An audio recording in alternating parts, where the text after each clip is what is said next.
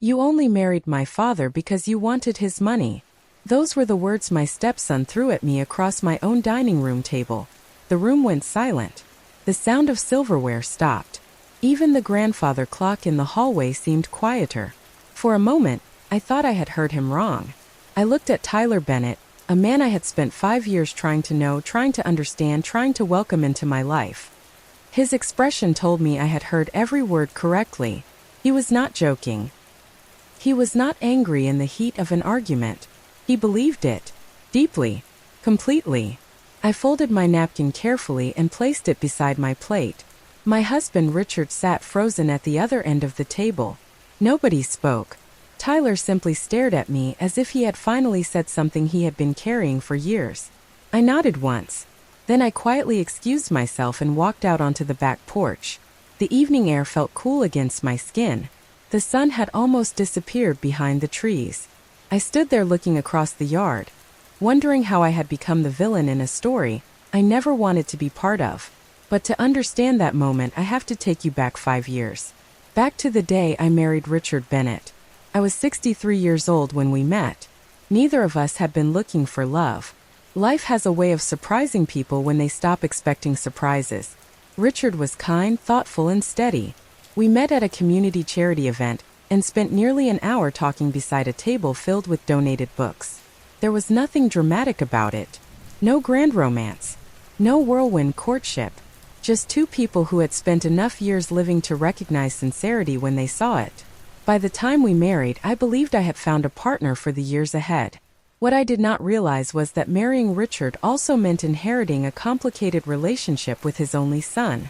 Tyler was 34 when I first met him. Successful. Intelligent. Protective of his father. I understood that. If our positions had been reversed, I might have felt the same way. His mother had passed away many years earlier. The idea of another woman entering the family could not have been easy. Because of that, I tried to be patient. During our first Thanksgiving together, I spent 2 days preparing dinner because Richard told me Tyler loved traditional holiday meals. Tyler arrived, thanked me politely, and spent most of the evening speaking only to his father. I told myself it would take time. The following year, I mailed him a birthday card with a handwritten note wishing him success and happiness. Weeks later, I found the card sitting unopened on a shelf in Richard's study. Again, I said nothing. Every Christmas, every family gathering, every small opportunity felt like another attempt to cross a bridge that never seemed to reach the other side. Still, I kept trying. Not because I wanted something from him. Not because I expected gratitude. I simply wanted peace. I wanted him to know that I had never entered his father's life to replace anyone. I wanted him to understand that families can grow without erasing the people who came before. Yet no matter what I did, an invisible wall remained between us. Sometimes I would catch Tyler watching me with an expression I could never quite read. Not anger. Not hatred. Suspicion. As though he were waiting for me to reveal some hidden motive. At the time, I convinced myself that patience would eventually win. I believed kindness would be enough. I had no idea that while I was trying to earn his trust, Tyler was building an entirely different story in his mind. A story where I was not family at all. A story where I was simply waiting for an inheritance that was never mine to begin with. For the first year after Richard and I married, I told myself that relationships take time. Not every family comes together easily. Some people need space. Some people need patience. Tyler certainly seemed to need both. Richard often reassured me that his son would come around eventually. He believed that once Tyler saw I truly cared about his father, the tension would fade. I wanted to believe that too, so I kept trying. Whenever Richard invited Tyler and his wife Susan for dinner, I made sure their favorite dishes were on the table. I remember details from conversations most people would forget. If Tyler mentioned a project at work, I asked about it the next time I saw him. If Susan talked about a vacation they hoped to take, I remembered the destination months later. Small things. Human things.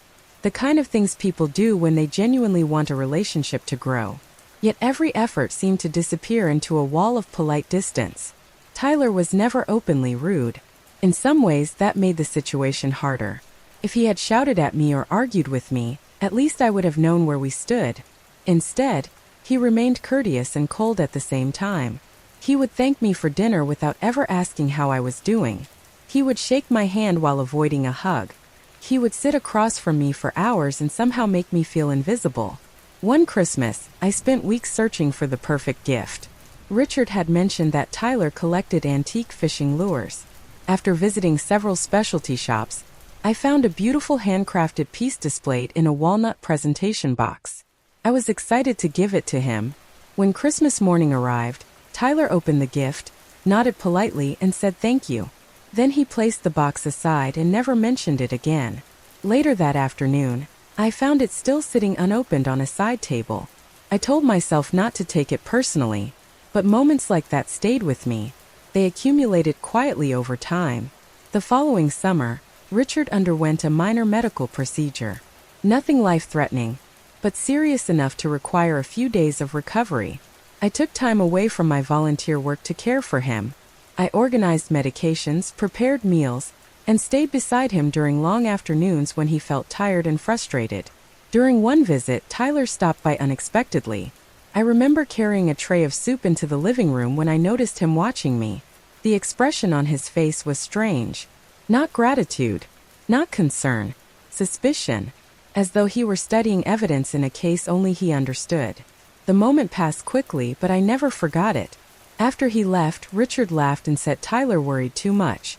I smiled and agreed. Inside, however, I wondered what exactly Tyler believed he was seeing. As the years passed, I noticed subtle patterns. Whenever financial topics came up, Tyler became unusually attentive. If Richard mentioned investments, property taxes, or estate planning, Tyler listened with an intensity that felt different from ordinary curiosity. More than once, conversations seemed to stop the moment I entered the room. I never asked questions. I trusted Richard. More importantly, I trusted myself. I knew my intentions. I knew why I had married him. But sometimes, late at night, I would lie awake wondering whether Tyler had already decided who I was before he ever truly met me. And if that was true, I began to fear that no amount of kindness would ever change his mind. The first time I realized Tyler's suspicions ran deeper than simple discomfort happened during a family gathering at our house. Richard had invited several relatives for a summer cookout. The backyard was filled with folding chairs, laughter, and the smell of hamburgers on the grill. It should have been an easy afternoon, the kind of day families remember fondly years later. Instead, it became a moment I carried with me for a very long time. At one point, I walked into the kitchen to refill a pitcher of iced tea. The room was empty except for Tyler and Susan. They had not noticed me enter. I was only a few feet away when I heard Tyler say something that made me stop. "I am just being realistic," he said quietly. "People do not suddenly marry someone in their late 60s without thinking about security." Susan replied with something I could not fully hear. Then Tyler added, "Maybe Dad cannot see it, but I do." The room seemed strangely still. Neither of them knew I was standing there. I could have walked in immediately. I could have demanded an explanation. Instead, I quietly stepped back into the hallway and returned outside. For the rest of the afternoon, I smiled, served food, and spoke with guests as though nothing had happened. But inside, a question kept repeating itself. Was that how he saw me? Not as a wife, not as family, not even as a person, just a threat. That evening, after everyone left, Richard noticed I seemed distracted. I almost told him what I had heard. Almost. But I stopped myself. Richard loved his son. He spent years trying to keep peace between the people he cared about most. I did not want to place him in the middle of another conflict, so I simply said I was tired. The months that followed brought more moments that slowly revealed the truth. During one dinner, Richard mentioned updating some insurance documents. Tyler immediately began asking detailed questions about beneficiaries. Another time, Richard discussed selling a small investment property he no longer used. Tyler wanted to know exactly how much it was worth. None of those questions were inappropriate on their own. Yet when viewed together, a pattern began to emerge. He seemed interested in every financial detail connected to his father. Meanwhile, his attitude toward me remained unchanged. One autumn afternoon, I invited Susan to lunch. I genuinely liked her and hoped we might build a friendship independent of Tyler's opinions. For a while, the conversation flowed naturally. We talked about travel, gardening, and retirement plans. Then the subject shifted unexpectedly. Susan hesitated before speaking. "Tyler worries about his father," she said carefully. I nodded. "I know he does." She looked down at her coffee cup. "Sometimes he thinks people take advantage of older adults." The statement was gentle, but the meaning behind it was impossible to miss. I smiled politely and changed the subject. Later, driving home, I felt an ache I could not quite describe. It was not anger. It was disappointment. I had spent years trying to prove something that should never have required proof in the first place. My intentions were genuine. My marriage was genuine. Yet somewhere along the way, Tyler had created a version of me that existed only in his imagination. The most painful part was realizing that facts no longer mattered. Every kind gesture became evidence of manipulation. Every effort became part of a motive he had already assigned to me. By then, I understood something important. The wall between us had never been built from misunderstandings alone. It had been built from assumptions. And assumptions are difficult to break when someone has spent years treating them like the truth. Still, I held on to hope. Believed there would come a day when Tyler finally saw me for who I truly was. What I did not know was that the worst accusation was still waiting ahead. By the 4th year of my marriage to Richard, I had stopped expecting quick breakthroughs with Tyler. Instead, I focused on being consistent. I showed up. I listened. I remained kind even when kindness was not returned. Some people might call that foolish. I preferred to think of it as patience. Richard appreciated the effort, and for a long time that felt like enough. Then little things started happening that made me realize Tyler's suspicions were growing rather than fading. One evening, Richard and I attended a charity fundraiser at a local community center. We spent years supporting several organizations in town, and the event was one we looked forward to every year. During dinner, Richard made a generous donation to a scholarship fund. The following weekend, Tyler visited the house. Somehow, he already knew the exact amount his father had donated. First, I thought nothing of it. Then he asked several questions about Richard's recent financial decisions. The questions sounded casual, but there was an intensity behind them that caught my attention. He wanted to know whether we had changed investment plans, whether we were considering selling property, whether we had updated legal documents. Richard laughed and told him he worried too much. Tyler smiled, but the concern never left his face. After he went home, Richard shrugged it off. I tried to do the same, yet the conversation lingered in my mind. A few months later, Richard celebrated his 76th birthday. I organized a family dinner at our house. Nothing extravagant, just close relatives, good food, and an evening together. Halfway through dinner, one of Richard's cousins mentioned estate planning. It was a brief comment, the kind older adults often make when discussing retirement and family responsibilities. Before anyone could change the subject, Tyler immediately became interested. The discussion shifted toward wills, trusts, and inheritances. I noticed something then. Whenever those topics surfaced, Tyler's attention sharpened in a way it never did during ordinary family conversations. He listened carefully. He asked questions. He studied reactions. Meanwhile, I quietly cleared dishes and refilled glasses. No one seemed to notice. Later that night, after the guests left, I stood in the kitchen loading the dishwasher. Richard wrapped his arm around my shoulder and thanked me for making the evening special. His appreciation meant more to me than he probably realized. Sometimes those simple moments reminded me why I never gave up trying. Unfortunately, they also made Tyler's assumptions hurt even more.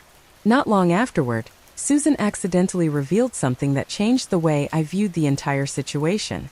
We were attending a local craft fair together, while Richard and Tyler watched a football game. For most of the afternoon, the conversation remained light and pleasant. Then Susan made a comment she immediately seemed to regret. She mentioned that Tyler often worried about protecting his father's legacy. The phrase caught my attention. I asked what she meant. Susan hesitated before answering. Finally, she admitted that Tyler believed older adults could become vulnerable to influence later in life. She tried to soften the statement.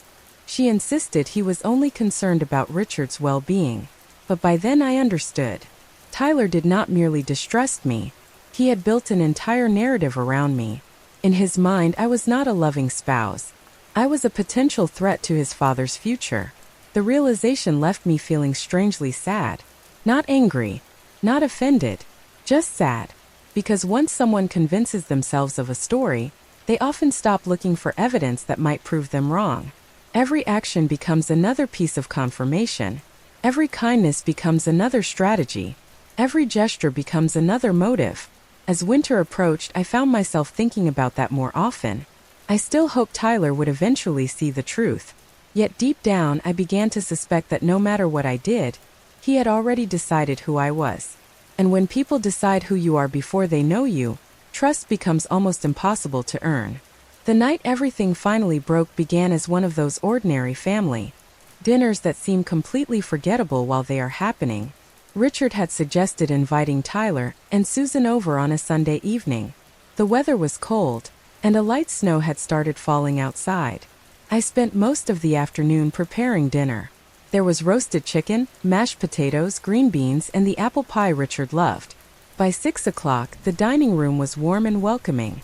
Candlelight reflected softly against the windows. For a little while, everything felt normal. We talked about holiday plans. Susan shared a story about a coworker. Richard laughed more than usual. Even Tyler seemed relaxed. Looking back now, I think that is why what happened next felt so shocking.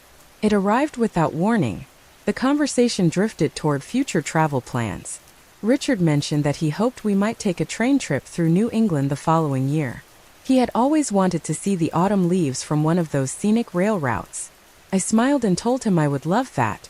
Then Tyler asked a question that seemed harmless at first. Have you two been updating your long-term plans? Richard nodded casually. A little. At our age, it is important to keep paperwork current. I remember reaching for my water glass. I remember hearing the grandfather clock in the hallway. I remember thinking nothing of the exchange. Then Tyler leaned back in his chair and looked directly at me. The expression on his face was not angry. It was certain. That was somehow worse. Well, he said, I guess that makes sense. Nobody responded immediately. Then he continued. Especially if someone is waiting for an inheritance. The room became still. Susan lowered her eyes. Richard frowned. I felt my stomach tighten. Yet I remained silent. Tyler kept talking. Years of suspicion seemed to pour out all at once. He spoke about older people being manipulated, about second marriages, about stories he had heard where families lost everything because someone arrived late in life and changed the future. Then came the sentence I had hoped I would never hear. You only care about what happens after my father is gone. The words landed like a weight on the table between us.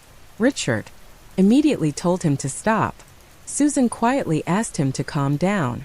But Tyler was no longer listening. He had convinced himself that he was exposing a truth everyone else refused to see. Throughout the entire exchange, I never raised my voice. I never argued. Instead, I sat there looking at the young man I had spent 5 years trying to understand. 5 years of invitations. 5 years of patience. 5 years of trying to build trust. And somehow none of it mattered. Because he had already written the story in his mind. I simply happened to be playing the role he assigned me. Finally, I folded my napkin and placed it beside my plate. Tyler, I said quietly, I am sorry you believe that. That was all. No speech. No defense. No attempt to convince him. His expression showed disappointment.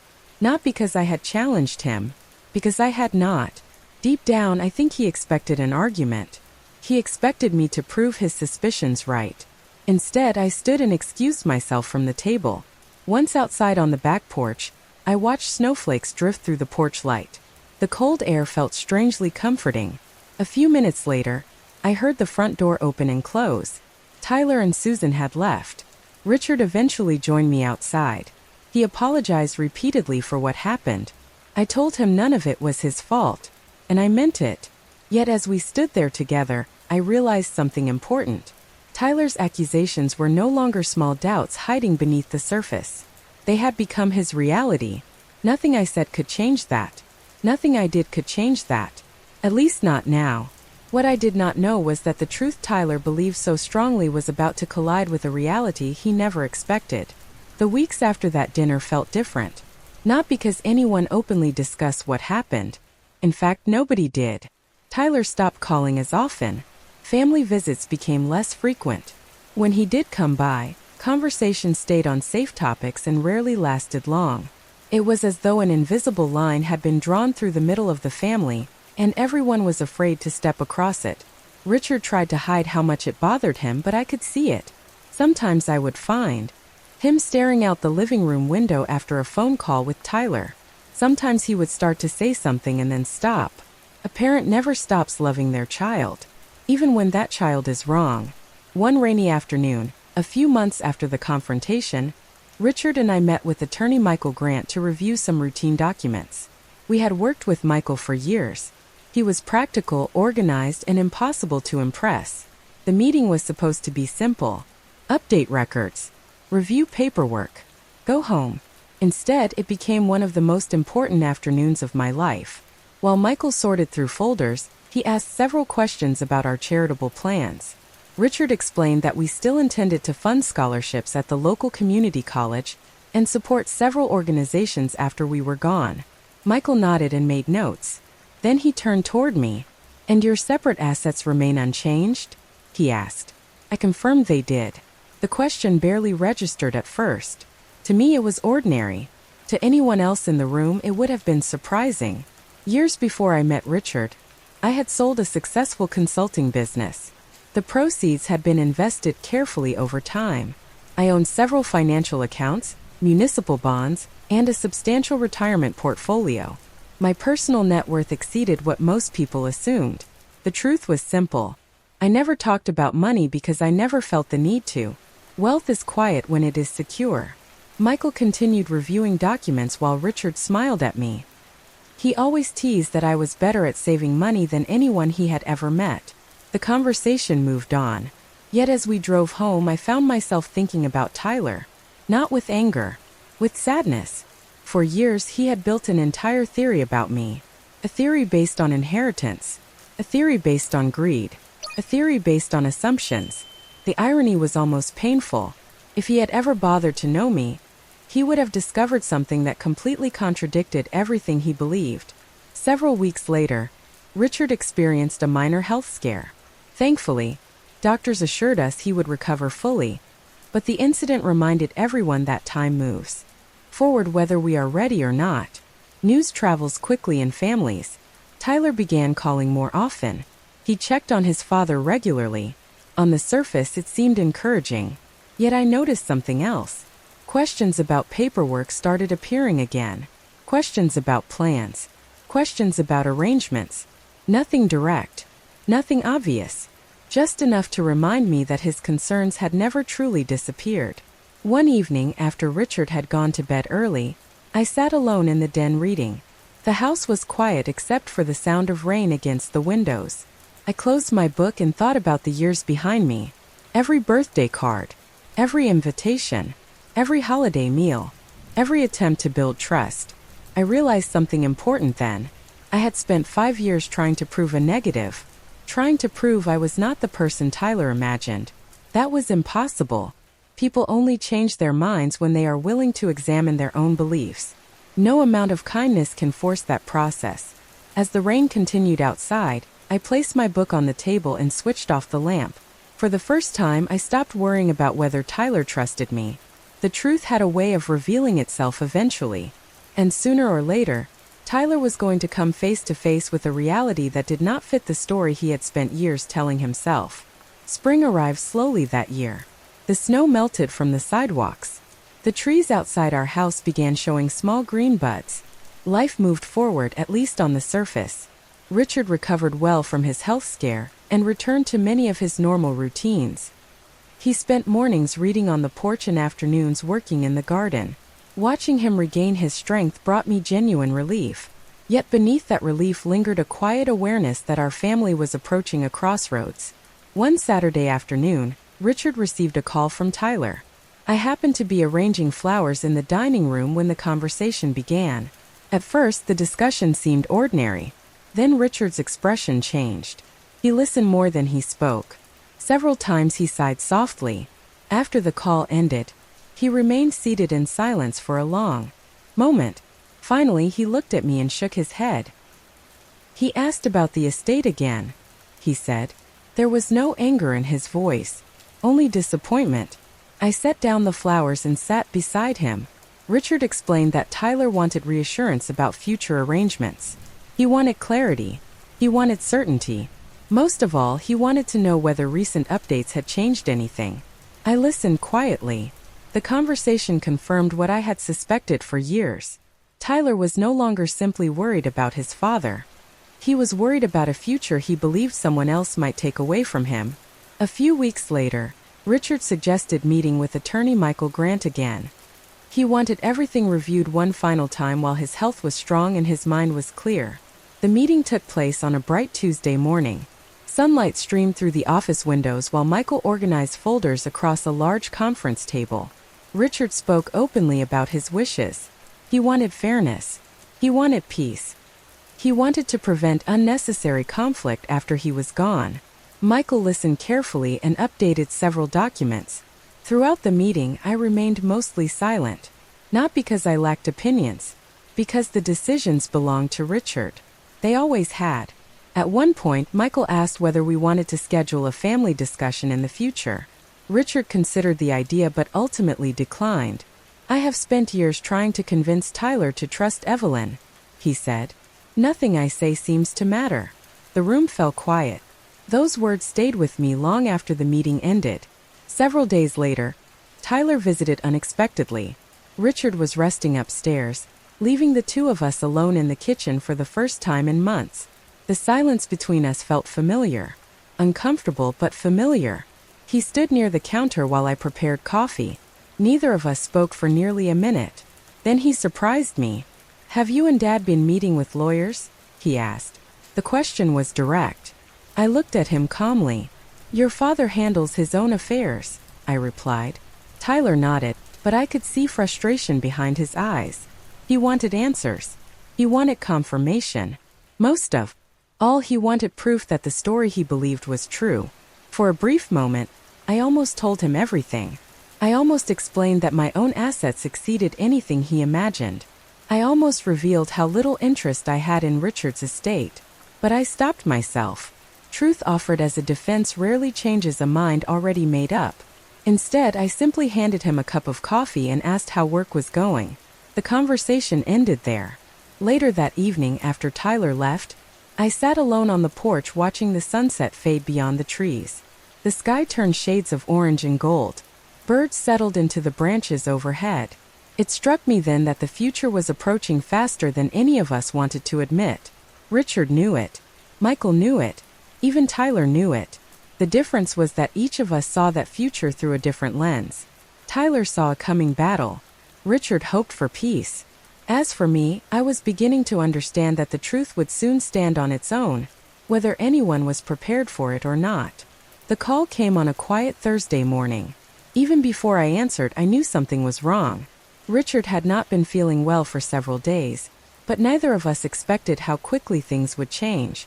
The weeks that followed passed in a blur of hospital visits, family conversations, and long hours spent sitting beside the man I loved.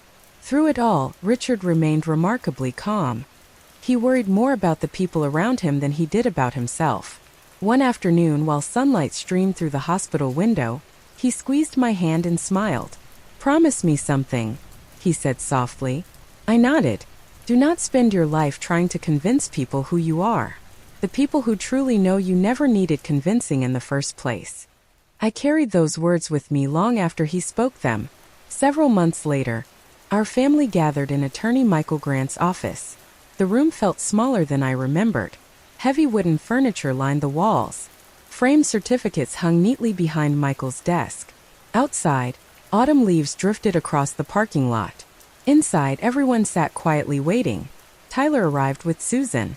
His expression was serious, controlled. Yet beneath that control, I could sense anticipation. He believed answers were finally coming. Perhaps he believed years of suspicion were about to be validated. Michael greeted everyone and opened a thick folder resting on the conference table. The room grew silent. He began reading through Richard's final instructions carefully and methodically. Certain charitable gifts were discussed first, then several personal requests. Everyone listened respectfully. Tyler remained focused on every word. Finally, Michael reached the section everyone had been waiting for. He explained how Richard had chosen to distribute his estate. The family home would pass according to the plan Richard had established years earlier. Certain investments would be transferred to Tyler. Additional assets would support the charitable causes Richard cared about deeply. Tyler listened intently. Then Michael continued. What happened next changed the entire atmosphere of the room. Michael explained that I had formally declined several options that would have significantly increased my share of the estate. Instead, those assets would remain directed according to Richard's original wishes. Tyler frowned slightly. Confusion replaced certainty. Michael then opened another folder. This one contained documents unrelated to Richard's estate. He explained that my personal financial holdings had been reviewed separately for administrative purposes. There was no reason for the information to be discussed publicly, yet certain questions raised over the years made clarification appropriate. As Michael outlined the broad structure of my independent assets, the room became very still. My retirement accounts, my investment portfolio, the proceeds from the consulting business I had sold long before meeting Richard, the charitable foundation I had quietly funded for years. None of it had anything to do with Richard's inheritance. None of it had ever depended on him. Susan looked stunned. Tyler stared at the table. Michael finished speaking and closed the folder. No dramatic speech followed. No lecture. The facts were enough. For years, Tyler had built a story around assumptions. In less than an hour, that story unraveled beneath the weight of reality. I did not feel victorious. Surprisingly, I felt sad. Not because the truth had emerged, because it had taken so long. Because years that could have been spent building a family had instead been spent defending against fears that never should have existed. When the meeting ended, people slowly stood and gathered their belongings. Nobody seemed eager to leave. Tyler remained seated for a moment longer than everyone else. For the first time since I had known him, he looked uncertain. Not angry, not suspicious, just uncertain. As I walked toward the door, I remembered Richard's words from that hospital room. The truth never needed defending. Eventually, it simply stands where everyone can see it. And at last, that moment had arrived. The days after the meeting with Michael felt strangely quiet. Not uncomfortable, not tense, just quiet. For years, an invisible question had hung over every interaction between Tyler and me. Now that question had finally been answered. The truth was no longer hidden behind assumptions or suspicions. It existed plainly in the open where everyone could see it. Yet the answer did not magically erase the years that came before. Some things are not repaired in a single afternoon. Nearly 3 weeks later, I heard a knock at my front door. When I opened it, Tyler stood on the porch alone. The autumn air carried the scent of fallen leaves. For a moment, neither of us spoke. Then he asked if he could come in. I stepped aside and invited him inside. We sat in the same living room where Richard and I had spent countless evenings together. Sunlight filtered through the windows. The house felt peaceful. Tyler looked around quietly before finally speaking. I was wrong, he said. There was no hesitation in his voice. No excuses. No attempt to soften the statement. Just 4 simple words. I remained silent and allowed him to continue. He told me that after the meeting, he spent days replaying the past in his mind. Conversations, assumptions, judgments. He realized how many conclusions he had reached without ever asking questions. How many motives he had assigned to me without evidence. How many years he had spent protecting himself from a threat that never existed. Listening to him, I felt something unexpected. Not satisfaction, not vindication, just sadness for the time that had been lost. Tyler explained that after his mother's death, he became fiercely protective of his father's life and legacy. When Richard remarried, fear filled the empty spaces where trust should have been. Instead of getting to know me, he measured every action against a story he had already written. Once that story existed, everything seemed to confirm it. Every kindness looked suspicious. Every gesture looked calculated. Every effort looked like strategy. I understood more than he probably realized. Fear has a way of reshaping reality. It convinces people they are seeing the truth when they are really seeing their own worries reflected back at them. Eventually, Tyler looked down at his hands and apologized. A real apology, the kind that carries responsibility instead of excuses. For a long moment, neither of us spoke. Then I told him something I had learned many years earlier. Trust cannot be demanded, I said. It can only be offered. He nodded slowly. I think he finally understood. Before leaving, he asked a question that surprised me. Can we start over? I looked toward the window where sunlight illuminated the garden Richard loved so much. The answer came easily. We cannot start over, I said gently. But we can start from here. Tyler smiled for the first time that afternoon. It was a small smile. Honest, uncertain, human. After he left, I walked out onto the back porch. The maple trees were painted with shades of gold and red. A cool breeze moved through the yard. I thought about Richard and the advice he had given me in the hospital. He had been right. The people who truly know you never needed convincing. And those who do not know you must eventually choose whether they are willing to see beyond their assumptions. Looking across the yard, I felt a sense of peace I had not experienced in years. Not because everything ended perfectly. Life rarely works that way. There were still lost years that could never be recovered. There were still wounds that needed time to heal. But something important had changed. The burden of proving myself was finally gone. I had never wanted an inheritance. I had never wanted recognition. I had only wanted a family. And in the end, the truth accomplished what years of explanations never could. As the afternoon sun settled lower in the sky, I sat quietly and watched the leaves drift across the grass. For the first time in a very long while, the future felt open. And that was more than enough.